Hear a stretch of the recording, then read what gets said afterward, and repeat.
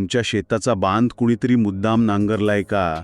किंवा हद्दीच्या दगडावरून शेजाऱ्याशी रोजची डोकेदुखी झाली आहे?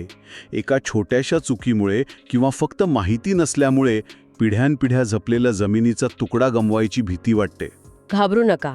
आज आपण महाराष्ट्र जमीन महसूल नियम 1969 म्हणजे सीमा आणि सीमाचिन्हांबद्दलचा जो कायदा आहे त्याच्या प्रत्येक पैलूवर बोलणार आहोत. हे नियम म्हणजे तुमच्या हक्काचं एक संरक्षण कवचच आहे. अगदी बरोबर. आणि या चर्चेत आपण काय पाहणार आहोत तर कायद्यानुसार सीमा आणि सीमाचिन्ह म्हणजे नेमकं काय, तुमच्या शेताच्या हद्दीवर किती आणि कुठे चिन्ह असणं बंधनकारक आहे, या चिन्हांची देखभाल करण्याची जबाबदारी नक्की कोणाची, तुमची की शेजाऱ्याची, आणि सर्वात महत्त्वाचं, कोणी हद्दीची चिन्ह मुद्दाम नष्ट केली तर 1000 रुपये दंडापासून ते जमिनीतून हद्दपार होण्यापर्यंत कारवाई होऊ शकते. तर आपला महसूलशाही चॅनल लगेच सबस्क्राईब करा. आणि हां, माहितीचा खजिना शेवटपर्यंत बघा, कारण मध्येच आपण हद्दीची तपासणी कशी करायची याची एक सोपी स्टेप बाय स्टेप माहिती देणार आहोत. चला तर मग कायद्याचं आणि फायद्याचं बोलूया. चला सुरुवात अगदी मुळापासून करूया. अनेकांना काय वाटतं की बांध म्हणजे फक्त एक मातीचा ढिगारा, पण कायद्याच्या भाषेत सीमा आणि सीमाचिन्ह यांची नेमकी व्याख्या काय आहे, यात काही प्रकार वगैरे आहेत का? खूप महत्त्वाचा प्रश्न विचारलात. माझ्या अनुभवातून सांगते, 70% वाद हे सीमा म्हणजे काय हेच नीट माहीत नसल्यामुळे सुरू होतात. महाराष्ट्र जमीन महसूल संहिता 1966 त्यातलं कलम 132 असं सांगतं की प्रत्येक जमिनीची सीमा निश्चित करणं आणि ती व्यवस्थित राखणं हे अनिवार्य आहे, कंपल्सरी आहे. हो. आणि याच कायद्याला धरून जे नियम बनले आहेत म्हणजे महाराष्ट्र जमीन महसूल सीमा आणि सीमाचिन्ह नियम 1969, त्यातल्या नियम 3 नुसार ही सीमा दाखवणारी चिन्ह 2 प्रकारची असतात. 2 प्रकारची? अच्छा, ते कोणते? पहिला प्रकार आहे सतत चिन्ह. सतत चिन्ह? हो. सोप्या भाषेत सांगायचं तर आपला बांध, धुरा, सरबंध किंवा एखादी पक्की भिंत. आणि दुसरा प्रकार आहे असतत चिन्ह, म्हणजे जमिनीत पुरलेले दगड, सिमेंटचे खांब किंवा दगडांचे ढिगारे. कायदा या दोन्ही प्रकारच्या चिन्हांना अधिकृत मानतो. म्हणजे दगड असो किंवा बांध, कायदेशीरदृष्ट्या दोन्ही सारखेच महत्त्वाचे आहेत. पण एक प्रश्न मनात येतो, व्यवहारात जास्त वाद कशामुळे होतात, दगडांमुळे की बांधामुळे? छान मुद्दा मांडलात. पहा, दगडांची जागा बदलणं सोपं असतं, पण ते लक्षातही लवकर येतं. खरा घोळ होतो तो बांधाच्या बाबतीत. कसा? दरवर्षी नांगरणी करताना बांध थोडा थोडा कोरला जातो की नाही, आणि काही वर्षांनी लक्षात येतं की आपली अर्धा 1 फूट जमीन कमी झाली आहे. इथेच खरी मेख आहे. म्हणून मी एक वृत्ततथ्य म्हणजे क्विक फॅक्ट सांगते. ही चिन्ह फक्त 2 शेतं वेगळी करत नाहीत, तर ती तुमच्या 7/12 उताळ्यावरची जी मालकी आहे त्या हक्काची जमिनीवरची अधिकृत आणि कायदेशीर ओळख असतात. हे तर खूपच महत्त्वाचं आहे. पण या सीमा ठरवल्या कशा जातात? आणि या चिन्हांना म्हणजे बांधाला किंवा दगडांना काही विशिष्ट आकार किंवा नियम आहेत का? आमच्या एका दर्शकाने महसूलशाहीच्या मागच्या व्हिडिओवर कमेंटमध्ये विचारलं होतं की बांध किती रुंद असावा, याला काही नियम आहे का? नक्कीच. आणि त्या दर्शकाचा प्रश्न अगदी योग्य आहे. कलम 133 आणि 134 नुसार सर्वे अधिकारी किंवा भूमी अभिलेख विभागाचे अधिकारी मोजणी करून या सीमा निश्चित करतात. आणि हो, नियम 4 नुसार चिन्हांच्या आकाराचे अगदी स्पष्ट नियम आहेत. आहेत का नियम? हो. उदाहरणार्थ, कोरडवाहू जमिनीतील सीमापट्टी म्हणजे आपला नेहमीचा बांध, तो 0.46 मीटर म्हणजे साधारण 1.5 फूट रुंद. 1.5 फूट? हो. आणि 0.61 मीटर म्हणजे 2 फूट उंच असावा. आणि बागायती जमिनीसाठी? जर भातशेती किंवा बागायती जमीन असेल तर तिथे बांध थोडा लहान असतो. तो 0.23 मीटर म्हणजे साधारण 9 इंच रुंद आणि 0.61 मीटर म्हणजे 2 फूट उंच असावा, असं नियम सांगतो. हां, याचा अर्थ इथे एक मोठा गैरसमज दूर होतोय. अनेकांना वाटतं आपला बांध आपली मर्जी कितीही मोठा किंवा लहान ठेवू शकतो, पण तसं नाहीये. अगदी बरोबर. हाच तो गैरसमज, मिथ आहे. कायद्याने ठरवून दिलेल्या मापापेक्षा कमी जास्त ठेवल्यास कारवाई होऊ शकते. कलम 139 नुसार जर चिन्ह नियमाप्रमाणे नसतील तर सर्वे अधिकारी ती दुरुस्त करून किंवा नवीन बसवून घेऊ शकतात. आणि त्याचा खर्च संबंधित जमीन धारकांकडून वसूल केला जातो. अनेकांना वाटतं की हा एक अनावश्यक खर्च आहे, पण याचा खरा फायदा वाद टाळण्यात होतो. सरकारने निश्चित केलेलं चिन्ह अधिकृत मानलं जातं. म्हणजे हा खर्च म्हणजे तुमच्या जागेचा एक प्रकारे विमा आहे. हे लक्षात ठेवा, म्हणजे पुढे अडचण येणार नाही. तुमच्या गावात अशी समस्या आहे का की बांधाच्या रुंदीवरून वाद सुरू आहेत? आम्हाला कमेंटमध्ये नक्की सांगा. आणि हो, महसूलशाही चॅनलला सबस्क्राईब करायला विसरू नका. आता पुढचा प्रश्न. गंमत सांगू का? थेंबे थेंबे तळे साचे. तसं कायद्याच्या छोट्या छोट्या गोष्टी समजून घेतल्या की मोठे वाद टळतात. आता हे सांगा की हद्दीवर किती अंतरावर चिन्ह म्हणजे दगड लावले पाहिजेत, याबद्दल नियम काय सांगतो? सविस्तर बघूया. नियम 5 हा खूप महत्वाचा आहे आणि अनेक लोकांना याबद्दल माहिती नसते. या नियमानुसार तुमच्या शेताच्या सरळ हद्दीच्या लांबीवर किती चिन्ह असावीत हे ठरतं.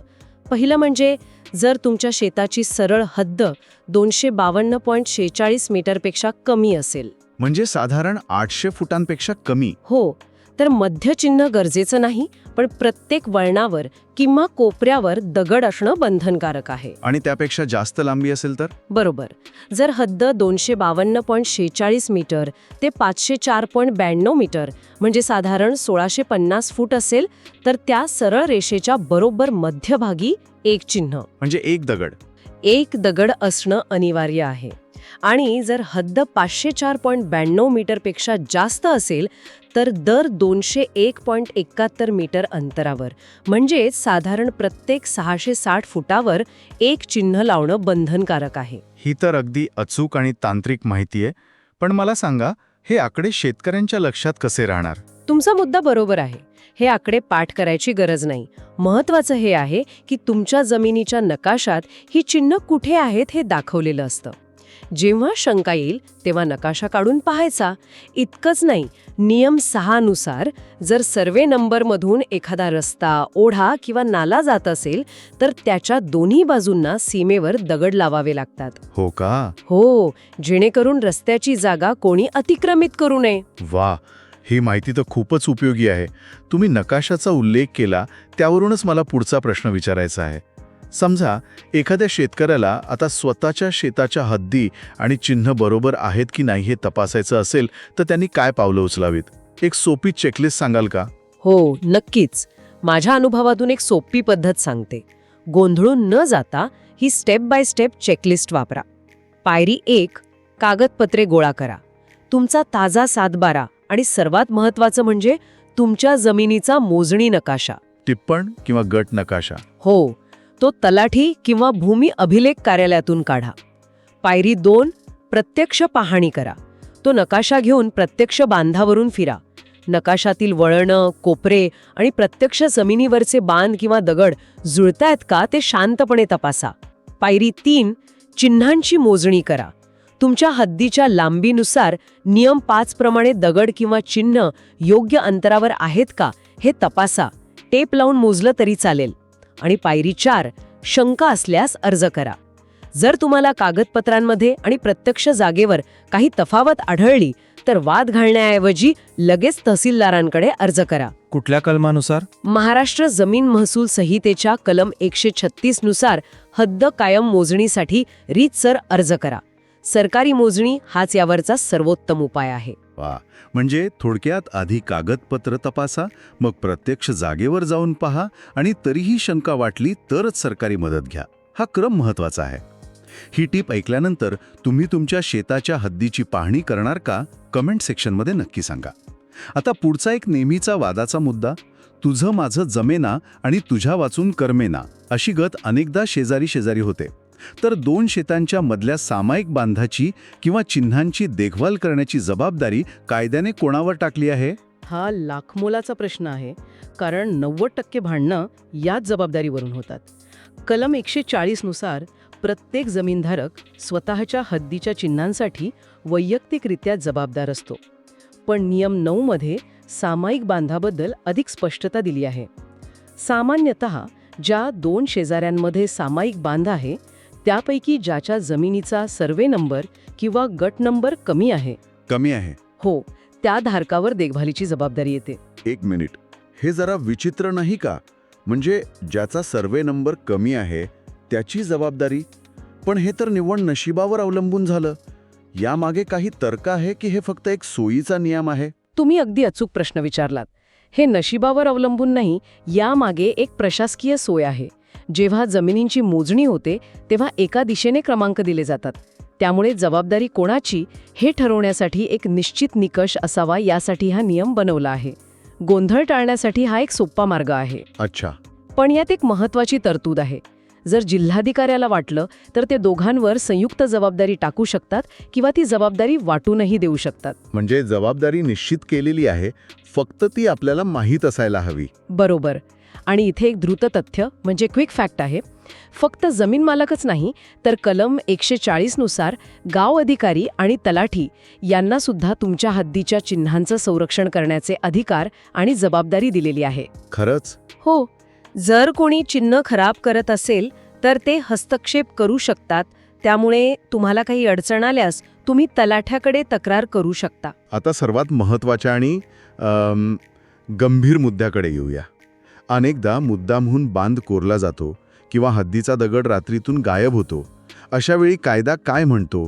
काय शिक्षा होऊ शकते? हा खूप गंभीर गुन्हा आहे. अडला हरी आणि गाढवाचे पाय धरी अशी वेळ येऊ नये म्हणून आधीच सावध रहा. नियम 10-12 नुसार जर कोणी सीमाचिन्ह, मग तो बांध असो वा दगड, नांगरला किंवा नष्ट केला असेल तर जिल्हाधिकारी चर्चाशील सुनावणी घेऊन 1000 रुपयांपर्यंत दंड ठोठावू शकतात. फक्त 1000 रुपये दंड? आजच्या काळात एवढा दंडाला कोण घाबरेल?